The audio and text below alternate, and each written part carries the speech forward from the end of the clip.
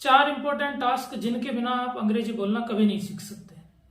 पहला टास्क जो आपको रोज करना है वो करना है इंग्लिश सुनने की प्रैक्टिस करना।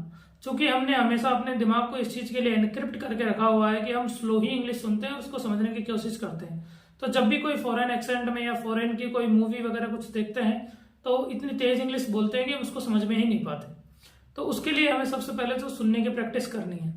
सुनने की प्रैक्टिस करने के कई तरीके हो सकते हैं। आप कोई एक गाना सुन सकते हैं या फिर और तरीके जैसे कि ऑल इंडिया रेडियो न्यूज सुन सकते हैं। रोज की सुबह भी आती है 15 मिनट की और शाम को भी उतना ही टाइम के लिए न्यूज आती है, तो आप उसको धीरे धीरे सुनना स्टार्ट कर सकते हैं। उसके बाद में सेकंड टास्क जो आपको करना है वो सेकंड टास्क होता है कि पढ़ने का, स्पीड से पढ़ने का कोशिश करना है।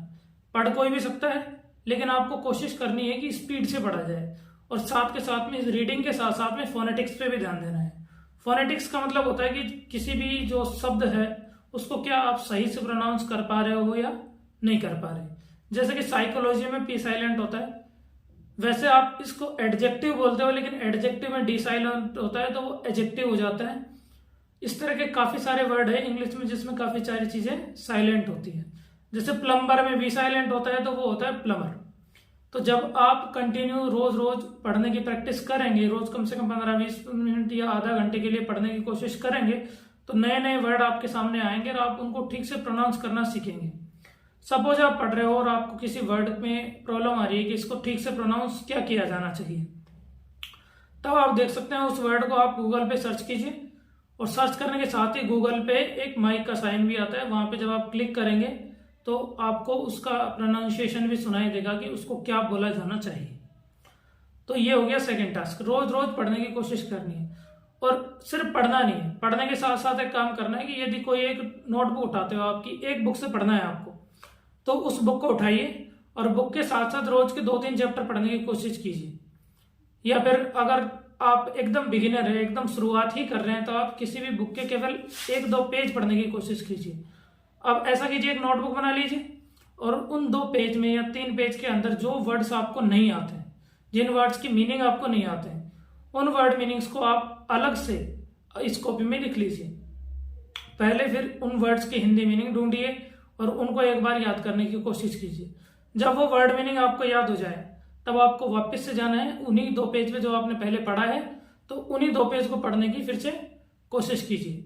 अब देखिए, शुरुआत में ऐसा होता है कि आपको एक ही पेज में हो सकता है 20, 25, 30 वर्ड मिल जाए और एकदम बेसिक है तो आपको 50 वर्ड भी मिल सकते हैं एक पेज के अंदर, तो उससे घबराना नहीं।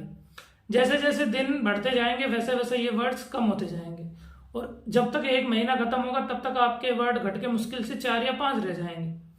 फिर आप आराम से 10 पेज भी अगर इंग्लिश के पढ़ेंगे तो आपको मुश्किल से 20-25 वर्ड मिलेंगे टोटली। तो ये टाइम के साथ साथ घटता जाता है क्योंकि कई सारे वर्ड है जो रिपीट होते रहते हैं, नए वर्ड काफी कम मिलते हैं। ठीक है, तो 2 टास्क हो गए। पहला टास्क मैंने बताया, सुनने के लिए प्रैक्टिस करनी है आपको। सुनने में आपको एक गाना सुन सकते हैं, उसके अलावा आपको इंटरव्यू सुन सकते हैं। उसके बाद में सेकंड टास्क जो मैंने आपको बताया, सेकंड टास्क है रीडिंग का, स्पीड रीडिंग करनी है। थर्ड टास्क जो इसमें रहेगा, थर्ड टास्क रहेगा कि आपको बोलने की प्रैक्टिस करनी है। सपोज आपने 3 पेज पढ़े किसी एक बुक के, तो 3 पेज या 4 पेज पढ़ने के बाद उनको हिंदी वर्ड मीनिंग को याद करके फिर से जाके उसको पढ़ो। उसके बाद में उसको समझो कि असल में इसका मीनिंग निकल क्या रहा है। जब आप उसका भावार्थ समझेंगे तो आपको उसको एक्सप्लेन करना है खुद को सामने। और आप अगर आपको कॉन्फिडेंस की कमी है तो आप ये कोशिश करते हैं कि मिरर के सामने जाके आप बोलने की कोशिश कर सकते हैं। मिरर के सामने जाइए और बोलिए कि इसको कैसे बोला जा सकता है। शुरुआत के कुछ दिनों में आपको काफी कॉम्प्लिकेशंस का सामना करना पड़ सकता है, लेकिन जैसे जैसे टाइम बढ़ेगा, जैसे जैसे दिन आगे जाएंगे, आप इन चीजों के प्रति कंफर्टेबल होते जाएंगे।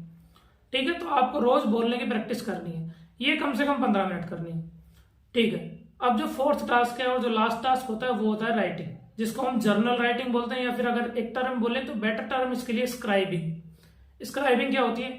स्क्राइबिंग का मतलब होता है कि आप एक पेन और पेपर लेंगे और कुछ भी जो भी आपके दिमाग में आ रहा है, जो भी आप सोच पा रहे हो, समझ पा रहे हो, या फिर जो भी आपकी इच्छा है अलग से लिखने की, वो एक पेज में लिखने की कोशिश कीजिए। जब आप लिखने की कोशिश करेंगे तो आपको पता चलेगा कि आपको हिंदी में वर्ड बना पा रहे हो, सेंटेंस बना पा रहे हो, लेकिन जब आप उसको इंग्लिश में लिखना चाह रहे हो तो आपके पास वर्ड्स की काफी कमी दिखाई देगी। ये बताता है कि आपकी वोकैब कमजोर है। तो उसके लिए क्या करेंगे, आप उस वर्ड को सर्च करेंगे नेट पे और उसकी मीनिंग पता करने के बाद में उसको पूरे के सेंटेंस को लिखने की कोशिश करेंगे। शुरुआत के टाइम में आपको हो सकता है पूरे के पूरे सेंटेंस ना बने, तो आप जो भी सही गलत जैसे भी सेंटेंस बन रहे लिखना शुरू करें कम से कम, क्योंकि चीजें टाइम के साथ इंप्रूव होती जाती है। कोई भी चीज पहले परफेक्ट नहीं होती थी।